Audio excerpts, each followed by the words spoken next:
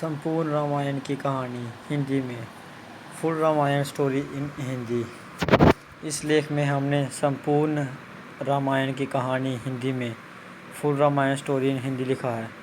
यह हमने लघु रूप में लिखा है, जिसमें हमने इस महाकाव्य के मुख्य भागों को विस्तार रूप में बताया है।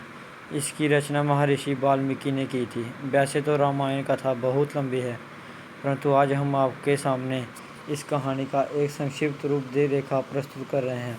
रामायण की कहानी मुख्य रूप से बालकांड, अयोध्या कांड, अरण्य कांड, किष्किंधा कांड, सुंदरकांड, लंका कांड और उत्तरकांड में विभाजित है। रामायण के महाकाव्य में 24,000 छंद और 500 सर्ग हैं, जो कि 7 भागों में विभाजित हैं। रामायण श्री राम, लक्ष्मण, सीता की एक अद्भुत अमर कहानी है, जो हमें विचारधारा, भक्ति, कर्तव्य, रिश्ते, धर्म और कर्म को सही मायने में सिखाता है। एक Balakanda of Ramayana story in Hindi. Ram Sita जन्म कथा। प्राचीन काल की बात है। सरयू नदी के किनारे कौशल नामक राज्य था। कौशला राज्य की राजधानी अयोध्या थी, जिसके राजा का नाम दशरथ था। राजा दशरथ के 3 पत्नियां थीं, जिनके नाम थे कौशल्या, कैकेयी और सुमित्रा। परंतु बहुत समय से उनकी कोई भी संतान नहीं थी, जिसके कारण इसके विषय में उन्होंने ऋषि वृष से बात की और पुत्र कामेष्टि यज्ञ करवाया। यज्ञ के कारण उनकी पत्नी को 4 पुत्र हुए। उनकी पहली पत्नी कौशल्या से राम, कैकेयी से भरत और सुमित्रा से लक्ष्मण और शत्रुघ्न का जन्म हुआ। सभी राजकुमार शास्त्रों और युद्ध कला में निपुण थे। जब राम 16 वर्ष के हुए, तब ऋषि विश्वामित्र राजा दशरथ के पास गए और यज्ञ में विघ्न डालने वाले राक्षसों का अंत करने में राम और लक्ष्मण की मदद मांगी। राम और लक्ष्मण ने इस कार्य को आदर से मान और कई राक्षसों का अंत किया, जिसके फलस्वरूप उन्हें ऋषि विश्वामित्र ने कई दिव्य। एक दूसरे प्रदेश मिथिला के राजा जनक भी निसंतान थे। ऋषियों के कहने पर राजा जनक ने अपने राज्य के खेत में हल चलाना शुरू किया। हल चलते समय उन्हें एक धातु से टकराने की आवाज़ आई। जब राजा जनक ने देखा तो उन्हें सीता के कलश में एक कन्या जमीन में गड़ी हुई मिली।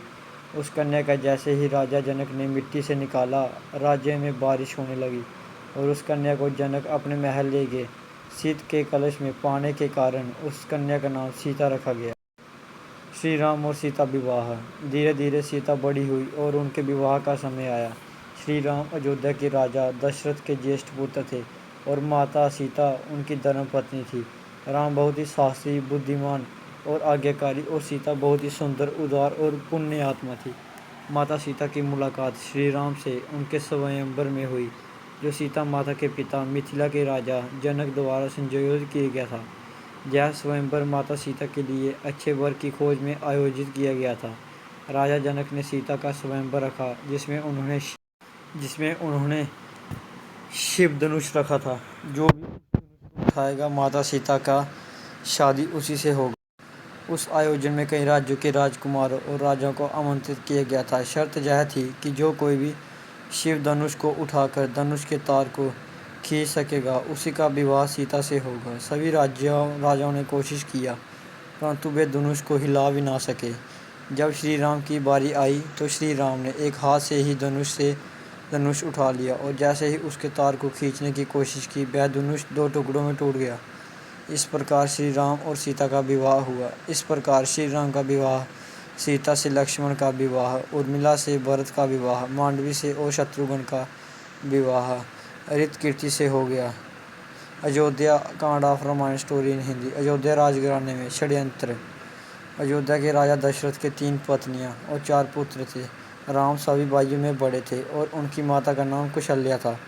भरत राजा दशरथ के दूसरी और प्रिय पत्नी कैकेयी के पुत्र थे। दूसरे 2 भाई थे, लक्ष्मण और शत्रुघ्न, जिनकी माता का नाम था सुमित्रा। जब राम को एक तरफ राज तिलक करने की तैयारी हो रही थी, तभी उसकी सौतेली माँ कैकेयी अपने पुत्र भरत को अयोध्या का राज बनाने का षड्यंत्र रच रही थी। यह षड्यंत्र बूढ़ी मंथरा के द्वारा किया गया था। रानी कैकेयी ने एक बार राजा दशरथ की जीवन की रक्षा की थी। तब राजा दशरथ ने उन्हें कुछ भी मांगने के लिए पूछा, पर कैकेयी ने कहा, समय आने पर मैं मांग लूँगी।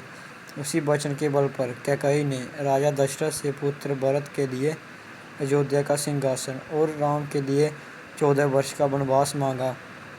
श्री राम तो आज्ञाकारी थे, इसलिए उन्होंने अपनी सौतेली माँ कैकेयी की बातों को आशीर्वाद माना और माता सीता और प्रिय भाई लक्ष्मण के साथ 14 वर्ष का वनवास व्यतीत करने के लिए राज्य छोड़कर चले गए। इस असीम दुख को राजा दशरथ सह नहीं पाए और उनकी मृत्यु हो गई।